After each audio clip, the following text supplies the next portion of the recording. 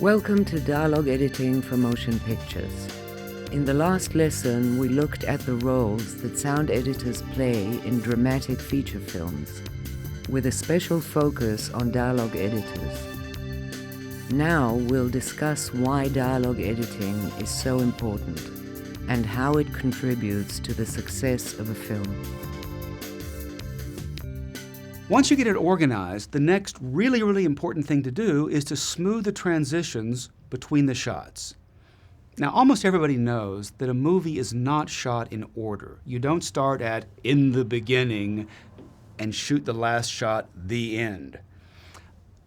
Films are shot in a weird sequence based on location, availability of actors, availability of weird equipment, all sorts of weird stuff that makes you shoot a film in a really strange way. Because of that, and because films are shot with single camera almost always, not with multiple cameras, when you cut from one shot to another shot, there's almost always a difference in the way it sounds. So when you piece them together, you hear changes, not only in the voice quality, but in the sound behind the words, which is called room tone. The problem with that is that if you hear too much of that, it gets in the way of the fantasy of the movie. People really want to believe that if there's two people talking to each other in a scene, that they were really there, they're really talking to each other.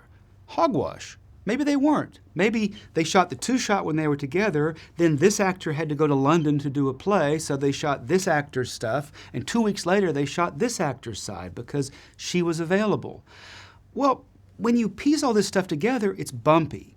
The problem with that is this bumpiness interferes with your brain's desire to make it a scene, make it real. You hear enough of that for a whole movie and you quit believing it. Or at least you go, there's something wrong with this movie. Maybe it's out of focus, maybe it's the acting, I don't know, but it doesn't work for me. So a very important part of our job is to smooth out these shots so that this actor and this actor talking to each other really feel like they're talking to each other and they're not shot 3 weeks apart. Now, whenever you shoot a film, it's full of noises. It's full of noises from the set. You might have, there's all these people in the room, all the crew. Somebody might step or something and there might be a little footstep sound. Or if there's a dolly moving the camera or a crane, that always makes noise. So you've got to deal with these things. Or there might be there's sounds that are made by the actors themselves. You can always tell when it's almost lunchtime because you hear somebody's belly rumbling. Or if you're dealing with an older person who has teeth work, dental work, you get all sorts of chomping and chlumping sounds, they're neither very attractive, nor do they help the story. A lot of people also, before they talk, they always make some sort of a clicking sound. I don't know why, but certain people just do. Certain cultures actually do that. So you got to get rid of these things because they make you crazy. They get in the way of the dialogue. So we spend a lot of time getting rid of extraneous noises, even noises that might make perfect sense, like I'm walking and I'm talking, and on the last word of my sentence I go blah, blah, blah, blah, blah. And as I say my last blah, I have a foot that's knocking the ground. And it was perfectly reasonable to have a footstep there, but it gets in the way. So we find ways to get rid of that footstep so that blah, blah, blah, blah, blah, and the blah gets all the glory that it's meant to have. So getting rid of noises is two things. It makes the scene much quieter. It seems like you processed it, when in fact you didn't. You just got rid of noises. The other thing it does is it takes the filmmaking out of the film. When people watch a movie, they pay their good money because they want to go and be lost in a fantasy. A love story, a war movie, an action thing, a space thing, it doesn't matter. They want to get lost. And if you have little things reminding them that, it's a movie, like a dolly, or something that's just clearly from the set or from the traffic outside, it gets in the way of the fantasy, and it's not as fun. So getting rid of noises is a big deal. We do a great deal of that.